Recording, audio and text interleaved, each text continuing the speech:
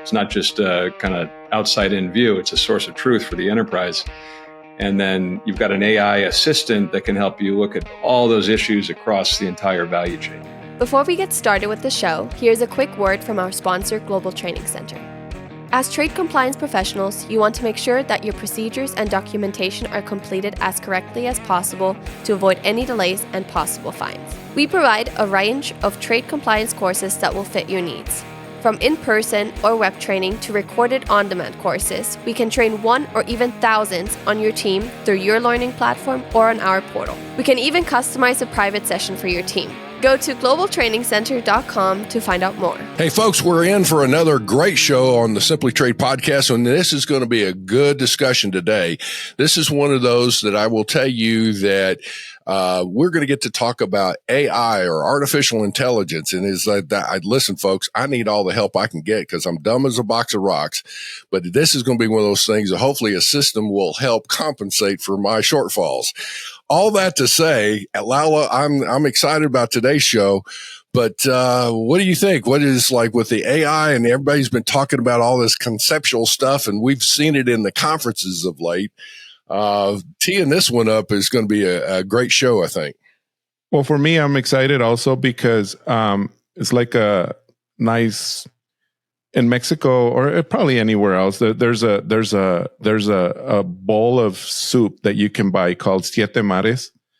Siete Mares means it has okay, whatever that is. Everything. Right. It has everything. Octopus, and it has like any kind of seafood you can find. It's like everything, but the kitchen sink goes in there. So this show might be like that only because we have AI, we have forced labor, we have supply chain resiliency. I mean, we have all this really cool stuff mixed in there, and then plus we have two really cool dudes to talk to us about that too. So which is really cool, and I'm really excited because we're bringing back a favorite on the show that had a great hit at the beginning of this year. He kicked off the year for us this year. Which was cool. Our first program for this year, folks. Yeah. So this is going to be a good one here. So, well, let me introduce our guest. So, folks, as we just talked about, Alan Bersin, he's former commissioner of customs, and again, I always screw this up, but you know me, my memory's as long as a turtle's tail here, Alan. I think you were was it the associate or secretary of the Department of Homeland, whatever it is, DHS? So the assistant secretary of policy and international affairs at DHS. But there were two or three other titles, though, Andy. So you're basically circling in. Okay.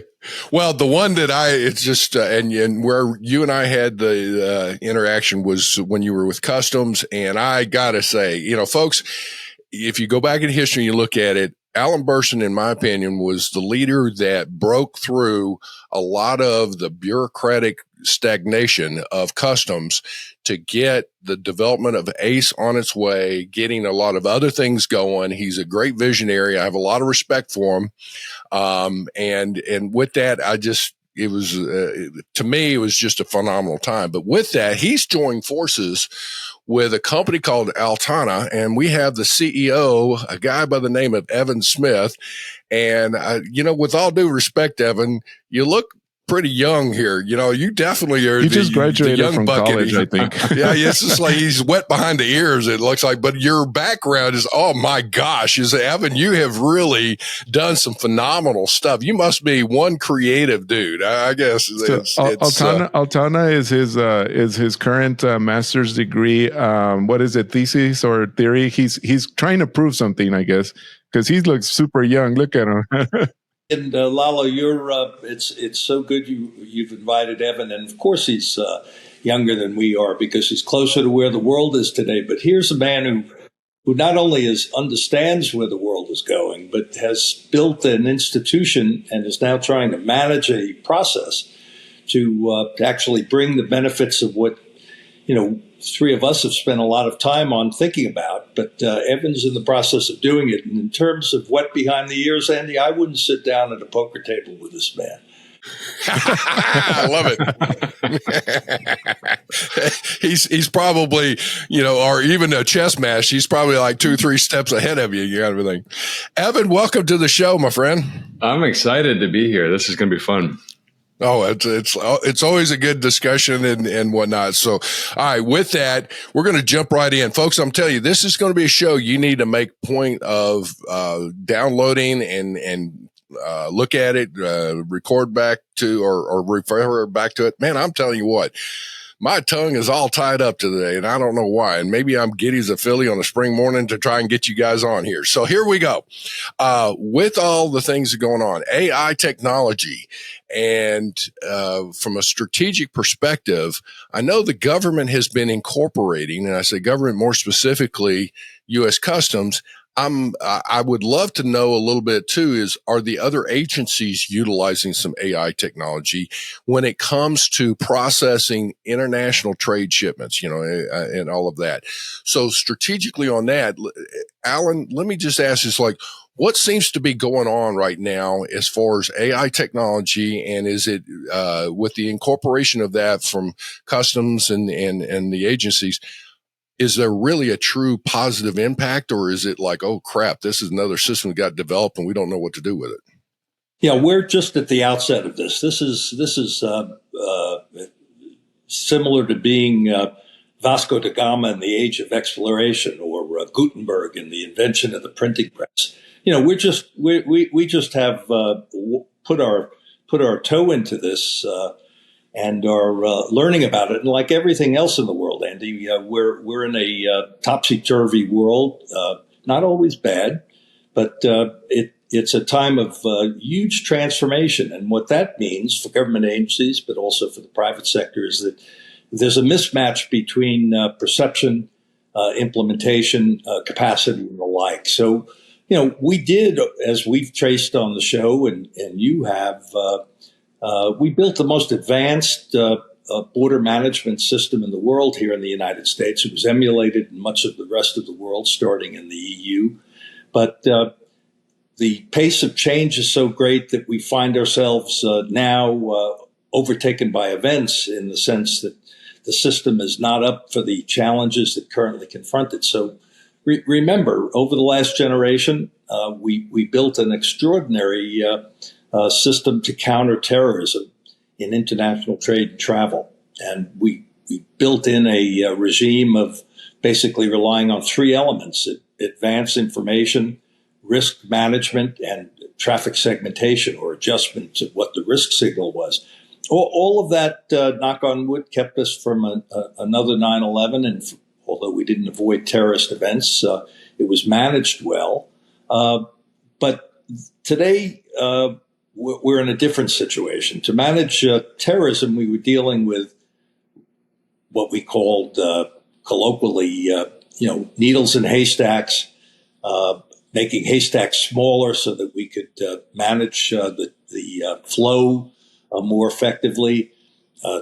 All of these concepts actually are still at play in today's world, but the challenges that we face, the idea that in addition to non-state actors, we have to be on the lookout, and narcotics, we have to be on the lookout for forced labor, carbon imprints, Russian sanctions, Chinese tariffs, and the like. And we've got to move from looking for needles in haystacks, which most of the agencies are still doing on the 9/11 model, to being able to examine every piece of straw. And to have the scale and the capacity to do that is exactly the problem that we set out, that Evan and his colleagues conceived, and that we've set out to solve in the context of Altana. Those challenges will define the application of artificial intelligence and machine learning to the problem. And I suspect, as always, the government will lag behind. But as we get into the call, I think you'll see Evan has some brilliant insights on how this is going to unfold. So with the way things are looking at, I mean, traditionally, and let's just say the 9/11 model you were talking about, is that traditionally you have now advanced information that's coming in from manifest. And in particular, the air express, air cargo side of things is one of the first modes of transportation that we're supplying so much information.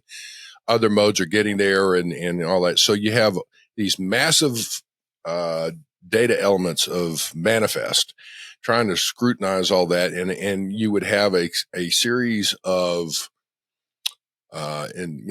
customs officers, inspectors, whatever their titles may be, as they're perusing all that, trying to say, okay, I want to look at this one or whatever. But as you said it, looking for that needle in a haystack, and that is just a overwhelming thing.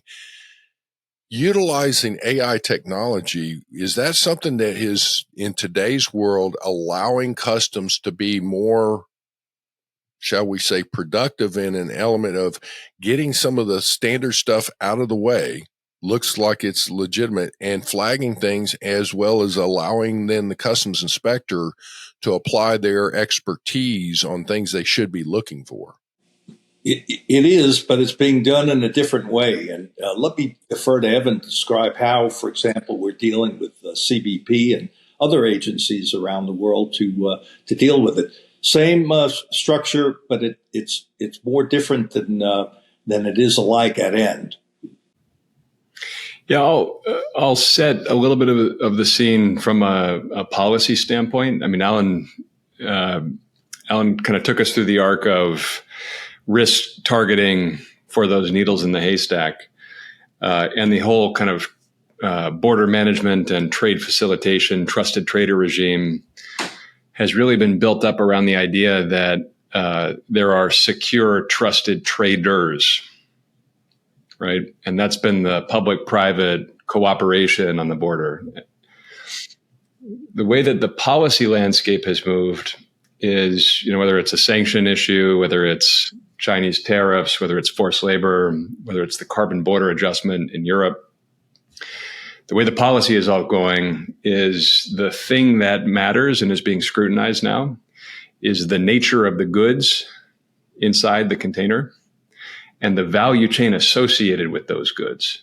So that whole multi-tier network of the value chain of those goods. And that's where the forced labor issues are coming about. That's where the carbon intensity needs to get, calculated and measured.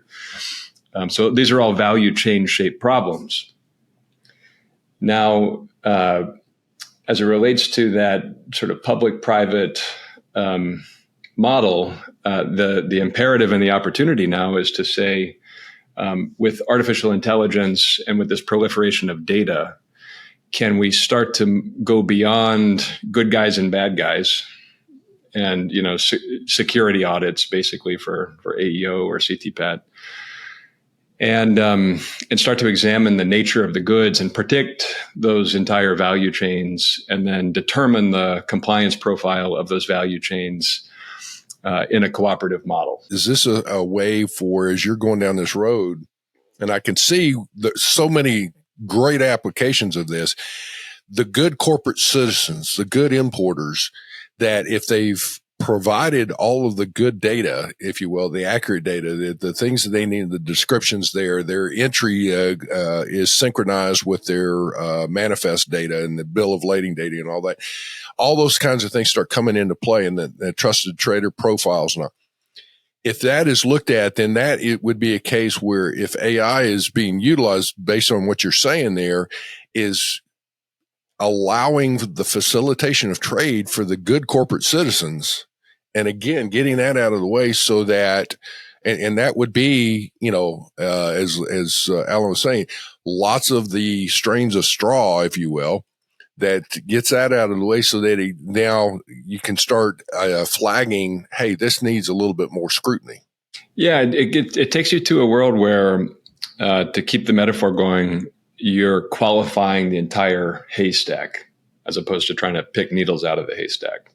So with AI and with this data availability, you can look not only at the traders and who they are and, good guys, bad guys, that kind of thing, but you can actually predict the nature of the goods inside of the box and the value chain networks associated with those goods, screen them for forced labor, predict the carbon intensity, look for sanctions deep in the supply chain or value chain network. And you can do all that at scale. And so whether you're on the enforcement side of things, your mission, of course, is to enforce and facilitate. And the policy that's being handed down from governments is obligating customs authorities to scrutinize these entire global value chain networks right? So they're overwhelmed. Now, on the compliance side of it with the trade, the imperative is I've got to somehow reach beyond my direct suppliers, my suppliers, my tier 3, my tier 4, my tier 5, and I've got to somehow build up a compliance attestation in order to be eligible under this free trade agreement, or to be compliant under the Uyghur Forced Labor Prevention Act, or to provide a admissibility package when my goods have been detained. Excuse me, Evan. So I think you hit it, Andy, when you asked, are we going beyond the good guy, bad guy? And that's where I think, I'd like to hear Evan a little more on the value chain management, because really what that implies is that we're no longer just in the security context. We're no longer in the bomb in the box or narcotics stash in the container. We're into this idea where the visibility of the entire supply chain and the sharing of data completely between public and private sectors will actually give us a chance to do things that we haven't been able to do before, both on the regulatory side with governments. But this value chain management gives private sector entities the ability not only to deal with the government properly, but to deal with its suppliers, to deal with its insurers, to deal with its bankers, in ways that have never been possible, but are now facilitated by AI and machine learning. This is the new world that we're on the verge of. And just to go back to your original question, the way to manage this information in ways that create new public-private partnerships and new partnerships among nations is just at the outset, and that's what that's the beacon that I think Altana's casting, into the future. Yeah, and earlier this week I was going to mention, Alan, to your point, I saw a product announcement from Altana on LinkedIn when y'all streamed this information, which I thought was very interesting because my mindset was more like Altana helps very well. Again, we know Amy Morgan from Altana, and we've had her on the show, and in fact, she was our second show ever that we ever published on our podcast. But with her and Ana Hinojosa, but that was my mindset, and then of course the biggest visibility that we see of Altana in the trade shows are because you all are experts in, identifying these supply chains and especially with forced labor. That's where we were. But then I saw this product announcement. It goes beyond that. Like you said, Alan, it's mostly understanding what that product is. So we're talking about, and it's very interesting that you say that, Alan, is that understanding. Oh no, I think Evan, you said it. I'm sorry about, does my product have the data behind my product? Does that determine, or can I now say it qualifies for a free trade agreement, for example, or carbon emissions, et cetera? It goes beyond that. So it's really interesting to see that. And what I saw on that announcement, and by the way, I'll put that link. I'm sure I know I revisited and saw that. I saw that on LinkedIn. It's recorded and it's on there, I guess, forever unless you take it down. But I'll put a link on LinkedIn. I mean, on LinkedIn. I'm sorry. I'll put a link to the LinkedIn video and announcement on the show notes so anybody can reference that. It's really interesting. Y'all should go see it because it's really neat how you all showed how everything just ties together, and it's really graphical and really neat and viewing that end tier on your supply chain. So anyway, and I just want to make note of that because I do find that interesting, Ellen, that you said now.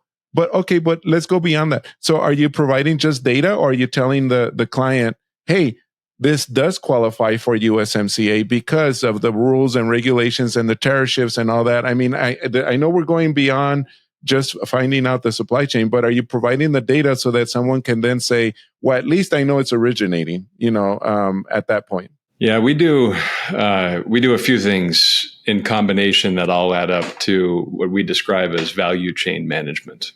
So the first step is you've got to create a real source of truth for every product value chain, right? So we take in the bill of materials, the supplier master data, and then through our AI platform and this whole global data footprint we built over the last 5.5 years, we're able to build out that multi-tier product-specific visibility off of the bill of materials.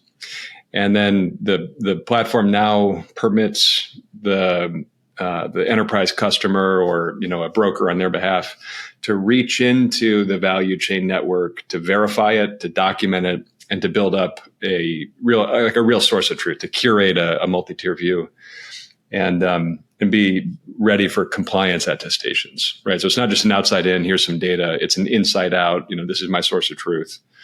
So that's step one, you create that foundation. Step two is we overlay these different AI-driven lenses on the map, if you will. So some of those are around carbon, some of those are around forced labor, sanctions, free trade agreements, other participating government agencies that have to, this thing is flagging against this PGA requirement, that kind of thing. We now have an AI assistant that supports the compliance manager in HS classifications. So going off that whole product catalog, looking at the whole multi-tier value chain of the goods, the material composition, the origin of goods, and using all that context to assist in HS code classifications. You just mentioned something that sounds like it is a much more in-depth application or module. So here's where I want to get it. The first traditional thing of AI in the compliance supply chain world has been automation of classification, taking your parts databases and whatever and auto classifying it and saying, whatever. And well, it's only 20% accurate. Well, now it's up to maybe 50% accurate. Well, that's still fine. If it's 50%, I'd take whatever. And if, this is accurate. Now I go on to the next thing. And it's improving my productivity. And as time goes on, it'll get smarter. Let's hope and improve the accuracy. But you just hit on something. All right. So I've got it. It's classified, the country of origin, all that. You're saying that module is going in deeper and looking to see, does it really qualify for these things? Or are there red flags back there to say, hey, this could be potential of tier 1, tier 2, or tier 3 supplier might have some forced labor. Am I hearing that correctly? You are. Yeah. So it's looking at that whole value chain. Think about it as like a parts database that goes back all the way multiple tiers and is, editable and documentable. So it's not just a kind of outside in view. It's a source of truth for the enterprise. And then you've got an AI assistant that can help you look at all those issues across the entire value chain. Hey, to our listeners, hey, that is a game changer. You're right, Lalo.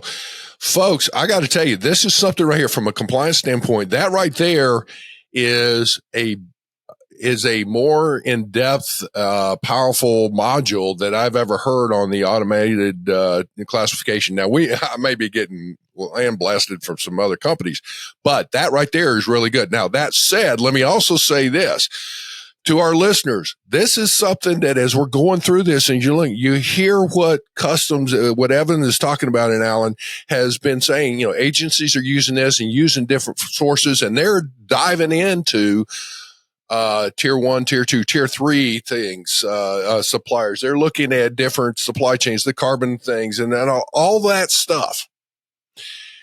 You need to be looking at it from your own internal company to see if you can be that effective and that productive in utilizing these modules. Because I'm telling you, folks, you can't do it through spreadsheets anymore. I mean, things have evolved well beyond. Alan, you mentioned it's like, yes, you guys wound up building and breaking the logjam and built a phenomenal clearance system when you were with customs that dealt with, finding the bad guys and processing all that information. Well, they have gotten smarter and things have gotten even more complex because some of the things we're talking about, and I guess Evan coming back, is looking at the characteristic of a product in a shipment. It empowers the clearance folks, if you will, that front line that is facilitating trade.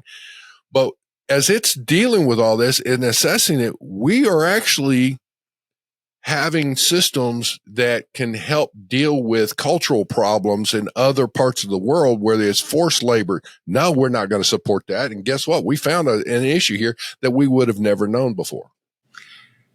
Yeah.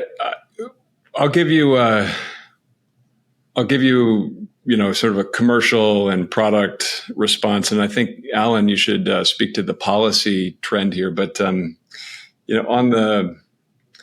on the commercial side of things, it's in the public record that our platform is also used by U.S. Customs and Border Protection to actually enforce these laws and deal with these trade facilitation kinds of concerns, right? So they use us to look into those multi-tier supply chains and meet their enforcement mission. And I think the opportunity here, one of the reasons we started the company and why we, back in the summer of 2018, I think caught Alan's attention and imagination when we were getting going with the company was we said, hey, there's an opportunity through this federated data architecture that we're going to build this company around to permit a shared view of the world between the regulator, the customs authority, and the trading community on the private sector without actually sharing and commingling all their data. So you can kind of have your cake and eat it too from a supply chain intelligence standpoint without having to share raw data outright. And so that's what we built the company around. And I'm hopeful in the next few months, we're going to be able to start talking about some work we're doing to connect the dots here between the public and private sectors. This is one of the key parts of our mission is to enable these trusted global value chains between the public and private sectors, between and among governments and, importers, the defense industrial base, the financial services community. So it's the power of getting all these, coalition of the willing participants into a common operating picture. So, Alan, maybe it makes sense to just kind of speak to the geopolitical and policy trends here. Yeah. So the what Evan's talking about would have been dismissed outright even 10 years ago. The idea that we get benefits by sharing our data signal that we need to overcome and put aside. We take them into account, but we don't let them dominate the sovereignty, proprietary, and privacy concerns that have kept people from wanting to share their data, either or with their competitors, or even the friendliest of governments not wanting to share data. And this federated architecture permits. It's beautiful because it solves the problem of data sharing or data signal sharing in ways I think Evan can articulate, but it permits us to actually get to a point where we can create new forms of interaction, new forms of partnership. And Andy, from your experience, the private sector thinks CBP is overly bureaucratic, overly demanding, constantly changing, and all of that may be true. But I appreciate that, and I think you do too. The challenges that face regulators, but what this situation and the developments that Evans described permits is actually this idea of a trusted network. We move beyond the transactional dimension. It's not just, are you a trusted trader for this transaction, but rather it's a relationship that is sustained. And when policy, as it will, catches up with this phenomenon, you're going to see the kinds of interaction that permit exploiting that value chain management tool that Altana's developed. But there's always a lag in policy formulation. We're right in the middle of that now, but this is where the world is going. Sure as shooting. You alluded to this. I think it's worth us just pulling on this thread where you were talking about how the forced labor issue, for example, from a policy standpoint, is a policy means by which the U.S. government is extending its jurisdiction beyond the border. That's true. That's the trend. That's where this is all going. Well, this guy's smart, Alan. You very eloquently put that whole scenario as far as the government's reach on this, but it's like you're right. But here's the thing, I guess, to your point.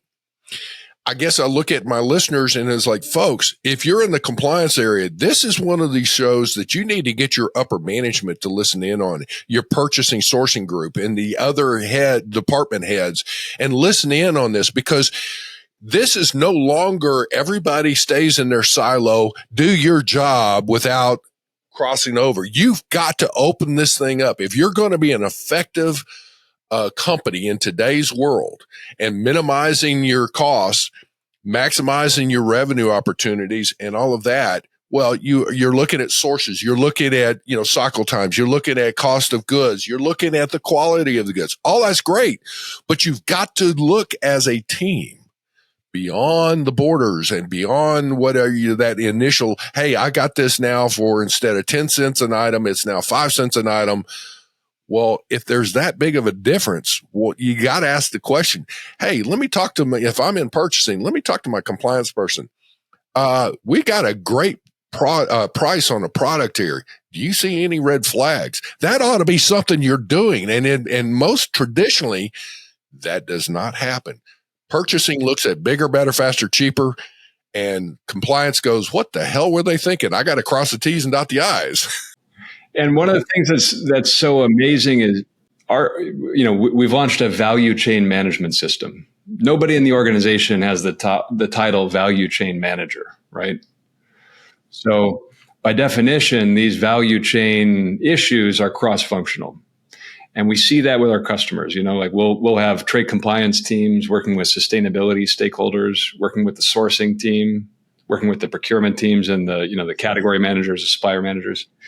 And increasingly we're getting pulled over into finance and the insurance buyers. So these are all these kind of like multi-tier global value chain problem sets and use cases that by definition require that cross-functional engagement. And one of the really cool things that's happening with us, with our customers, is we're helping the trade compliance teams move beyond the kind of reactive, okay, now here's the procurement decisions we've made, go figure it out, go get these across the border and file the paperwork. We're helping them actually inject upstream strategically into the merchandising decisions and into the engineering and design decisions and into the supplier discovery and sourcing decisions. And we're starting to put a product experience around what we call value chain design. So imagine that you can, for this new product or for this new SKU or this new item I want to merchandise, I can look at the entire multi-tier value chain and then model the tariffs and duties. I can screen it for forced labor. I can have a picture of its carbon intensity, and I can look at the geopolitical considerations. A lot of these big C-suite initiatives are around China +1, right? We want to nearshore, we want to create some resilience. So all of that intelligence can be driven by these trade compliance team members upstream in the sourcing and procurement processes. So you don't inherit these issues after the fact and have to work them out. You get to actually go in strategically and optimize and design for them up front. Yeah, and just to build on that, this is the transition that has to take place not only in the corporate context, getting it up to the C-suite, because the problems are not in the boxes as they've been drawn on the organization chart, but this is a huge problem for CBP as well, because CBP still tends to look at itself at ports of entry as gatekeepers. And they're really, of course, they're gatekeepers, but this is going to be more of an analytical function than a straight police function going forward. And for the same reason that we need cultural and institutional change in the private sector, we need it in the public sector as well to adapt to the new technologies and the new policy dictates that are there. But the big thing, and Evan he'll smile when he hears me say this, because I've been saying it when I first met him, and he talked to me about a federated learning architecture in which you could share a signal from data in a risk management context without actually commingling the data.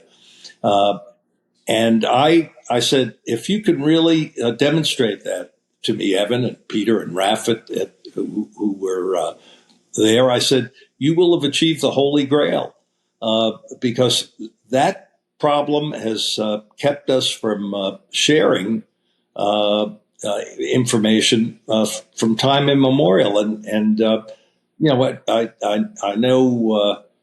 I think it'd be worth, and this has to get up to the C-suite as well, because people don't believe it in the system.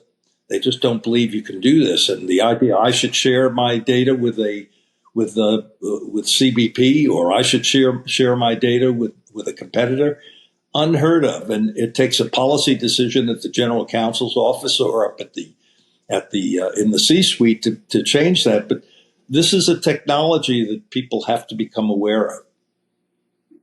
Alan, and I just want to do a quick time check. We do have 10 minutes left, but we may do a little bit of wrap up, and of course we're going to edit this part up. But I do want to ask one question, Alan.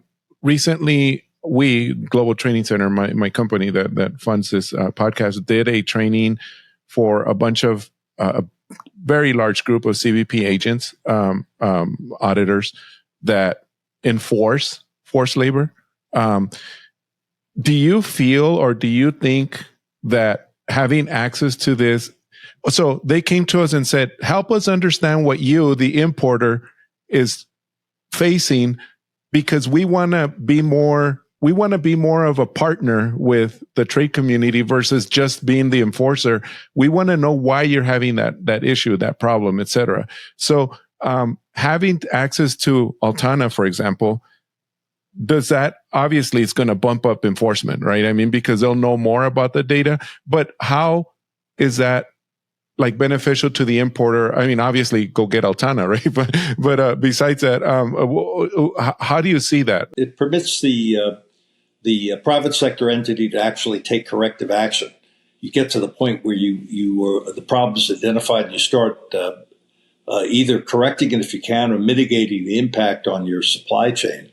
But this is also the challenge to CBP, so that, as Evan will tell you, Altana's been training thousands of CBP agents, or hundreds and hundreds of them, around the country on the platform. But it's a different element. This is the Office of Trade folks. You're dealing with the OFO, with the audit and review folks. And this is kind of the change within CBP that's got to take place. Although I'm delighted that, your auditors were asking, we just don't want to be cops. We'd like to know how we can assist here. But this is the kind of change within CBP that needs to take place, because this is this has got to become an intelligence-driven operation from start to finish. Hey, to that point, and this is the other thing, again, I come back to our listeners, folks, this is one of the areas that, the audit folks, and I'm talking about from an accounting perspective to a compliance perspective to a legal perspective, when there are audits, and a lot of times everybody's so worried about the front end and then in the middle, and they're reacting to situations if they've not done things correctly. But the audit side of this needs to be brought in so they can see what's going on in your planning, your strategic plans, if you will, and vision and all. But then as they're doing their job, and they find some problems and red flags or some questions or whatever, that it can very quickly go back, instead of this traditional, let me write up a report, and you go through all this action of trying to do, action plans to respond to a report that now maybe 3 or 6 months old. It's like, no, man, you got to jump on this stuff quicker than 2 shakes of a dog's leg to get it done. Now, with that, I will also say some of the things you're talking about as far as folks getting in and as far as, working together. This is, Evan, I was liking what you were talking about, because to me, it's this collaboration. Again, I am a big proponent. You got to break down the silos. If you are in that C-suite, and here's something I want to ask for both of you and Alan, what should the C-suite folks be asking the questions of their down below? Because one of the things I guess I look at when you're collaborating, if you're allowing your silos to continue on Everybody's doing their own little thing. They're working hard. They're doing their things, but proverbially, they're going to be the pooper scooper at the end of a parade instead of getting in front of this and feeding this beast and letting it go through. So when you're collaborating, you're on the front end of this. And that to me is where you're going to be, as a team working so efficiently rather than reacting to things. So to obtain that with the AI technology type things and all, what is it that the C-suite leadership needs to be looking at doing for their company and their people down below to take advantage of this and get ahead of the ball game here, if you will, rather than reacting to it? Yeah. So, the cheeky response is buy Altana, but the way that I tend to talk to C-suites and just position the problem set is in the 21st century to succeed in a global business, you need to be reorienting your business to manage networks across the value chain and not merely your customers or your suppliers, right? So we got to move beyond the direct buyer-supplier relationship outsource paradigm. So the 21st century is going to start to look like virtual vertical integration. And the governments are making you do it. You have no choice. So it's not just what you should do, it's what you have to do. So the implication is that that not just network visibility, but that sort of network collaboration has to get baked into the organization and the ways of working and your business processes, right? So, compliance intelligence needs to be baked into the sourcing and procurement decision making, right? It needs to be part of your customer relationships and your marketing. If you're an intermediate chemical company or a forest products company and you're selling to all these, brands and retailers, they have their own compliance obligations on deforestation, on carbon, on forced labor, on everything else that's coming down the pike, these value chain shaped problems. And so part of serving your customers is being able to actually provide that network visibility to them, right? And being part of these collaborative multi-tier value chain networks that become trusted networks. So that's the C-suite pitch, is reorient your businesses around these value chain networks. And, you can do it in Altana, but there's, like I said, I don't want to make it an Altana-centric thing, but that's just the way the world's going. Yeah, just to that point, that's what a leader's supposed to recognize. I mean, when you say what's supposed to be driving the C-suite, they're supposed to be understanding these changes that are sweeping the world, the splintering of the World War II order, the end of the first phase of globalization and the beginning of another one. I mean, these are big, heavy notions, but that's what leaders are supposed to be able to grapple with. And the idea is, how is this affecting my organization? And how is it affecting the way we ought to see the way in which we do business? That's what's called for always, but particularly in a time of huge transformation. Well, there are things that I have personally done with companies where, and this is something that I think comes into play here, where there is an executive that had the vision to say, you know what, let me pull together department heads under my umbrella across different things.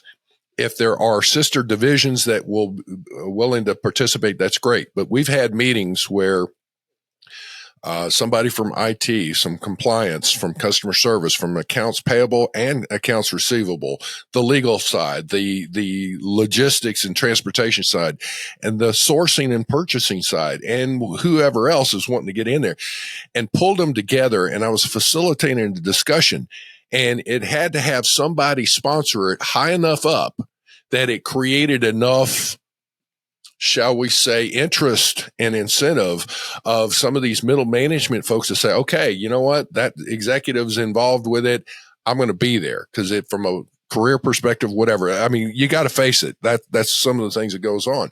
So if you're a leader and you're going through, they sponsored it, it came through. We had a meeting, and it started out, and we started talking about exceptions and what was going on in the different areas, and what do you do with the information I give you, the old quality process improvement type things. That would be paramount in looking at it, because one of the things, I guess, is that we're all suffering from deficiencies. Usually, if there's an exception, it's a deficiency of some kind of information. What do I do with it? I need to look something up. I don't know what this is, or I don't know where it goes, or I don't know where to charge it, and I can't do anything with it. Regardless, all that to say, as we go through and those people start talking about the exceptions, like, well, I have that information, but I can give it to you a little earlier. And what happens is people start buying into, hey, we have an opportunity to eliminate exceptions. It actually dramatically lowers costs. But here's the thing. Companies like Altana and this AI technology those are like some of the solutions, the tools of solutions to put forward to streamline processes, even streamline data flows, and make everybody involved much more productive. Have I got that kind of, what I'm looking at is I'm excited about what you guys are offering here. Put your finger on the key thing, right? So we can show up with data, AI, and collaborative workflows for, internal and external stakeholders, but you still need the business transformation, and that still needs to be driven by executives. Well, let me say this. We need to wrap this up for now, but I would love to have another show with y'all at some point to talk about what do you see in the next 2 to 5 years regarding the AI technology, regarding some of the geopolitical type things that are going on. Probably by the time we get to go through this, obviously we're in an election year, so either there's going to be a re-election of one president or a re-election of a former president, who knows, and all that kind of stuff. Then you have the new president of Mexico and what's going on there. And then you have the situation over in the Middle East, and then the China and Taiwan situation. Holy crap, I can't stand all this stuff. How in the world are you guys, from your perspective, managing through that?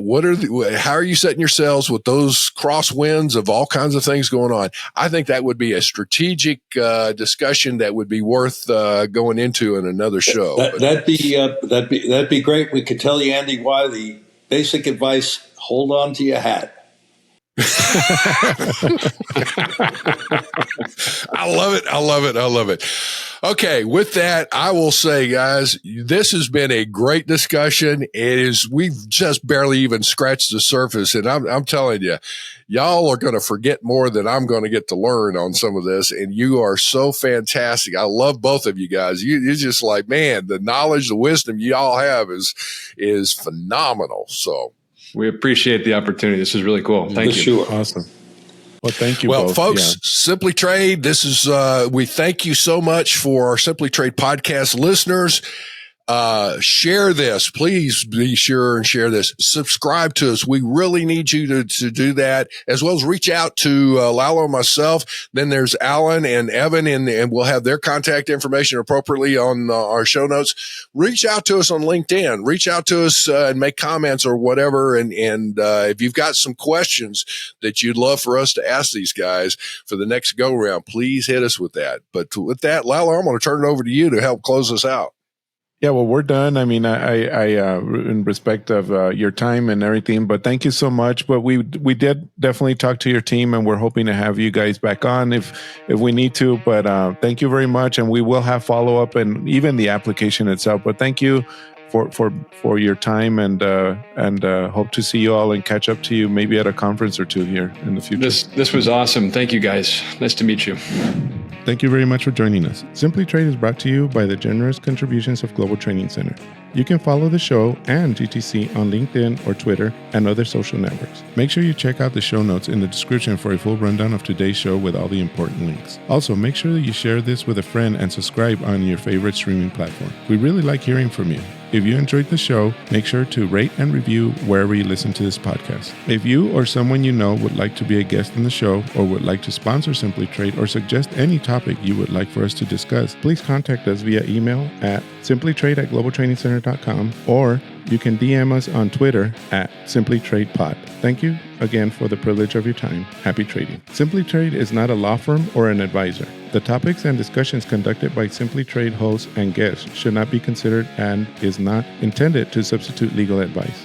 you should seek appropriate counsel for your own situation. These conversations and information are directed towards listeners in the United States for informational, educational, and entertainment purposes only and should not be substituted for legal advice. No listener or viewer of this podcast should act or refrain from acting on the basis of information on this podcast without first seeking legal advice from counsel. Information on this podcast may not be up to date depending on the time of publishing and the time of viewership. The content of this posting is provided as is. No representations are made that the content is error-free. The views expressed in or through this podcast are those of the individual speakers, not those of their respective employers or Global Training Center as a whole. All liability with respect to actions taken or not taken based on the contents of this podcast are hereby expressly disclaimed.